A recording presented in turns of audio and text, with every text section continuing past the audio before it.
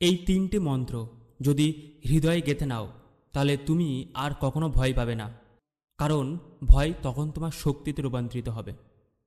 বিবেকানন্দ বলেছিলেন, do the thing you fear and the death of the fear is certain. ভয়কে দূর করতে হবে না, তার ভিতরেই ঝাঁপ দিতে হবে।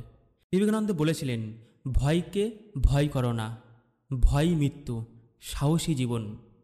যখন তুমি পিছিয়ে যাচ্ছ, যখন ব্যর্থতা ঘাড়ে নিঃশ্বাস ফেলছে, তখন এই একটি বাক্য মনে রেখো, ভয় মানে সীমাবদ্ধতা, আর সাহস মানে অসীম সম্ভাবনা।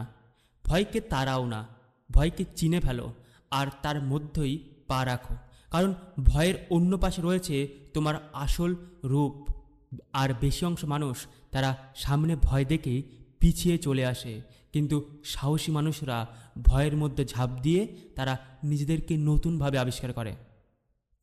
দ্বিতীয় মন্ত্র, তোমার ভিতরে অসীম শক্তি আছে, নিজেকে দুর্বল ভেবো না। তুমি যখন বলো আমি পারবো না, তখন তোমার ভিতরের ঈশ্বরকে অপমান তুমি করছো। তোমার ভিতরে এমন একটি আগুন আছে যা পাহাড় গলিয়ে দিতে পারে, যা পৃথিবীর সব হাসি ফিরিয়ে আনতে পারে। তুমি ছোট নাও, তুমি বিশাল, তুমি মহান, তুমি এই বিশ্ব ব্রহ্মাণ্ডের এক স্পার্ক। বিবেকানন্দ গর্জে এই কথাটা বলেছিলেন, ওঠো, জাগো এবং লক্ষ্য না পাওয়া পর্যন্ত থেমে থেকো না। এই বাক্য কেবল মোটিভেশন নয়, এটি এক আজীবন অঙ্গীকার। প্রতিদিন ব্যর্থ হতে পারো, কিন্তু থামবে না। প্রতিদিন পড়ে যেতে পারো, কিন্তু উঠে দাঁড়াবে।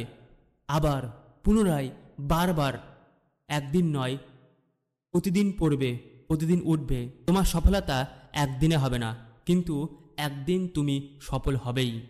জীবন জিততে হলে আগে দাঁড়াও নিজের সামনে, নিজের ভয়ের সামনে, নিজের অলসতার সামনে, নিজের সেই আকাঙ্ক্ষার সামনে, নিজের ইগোর সামনে, নিজের উইকনেসের সামনে, এবং দৌড়ে তাদেরকে তাড়া করো।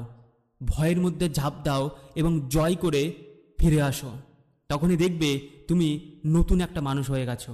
এই তিনটে মন্ত্র প্রত্যেকটা জায়গায় কাজে আসবে। তাই সফল হতে গেলে এই তিনটে মন্ত্র, তিনটে বাণী জীবনের অঙ্গীকার করে রাখো। Thank you so much. Have a great day.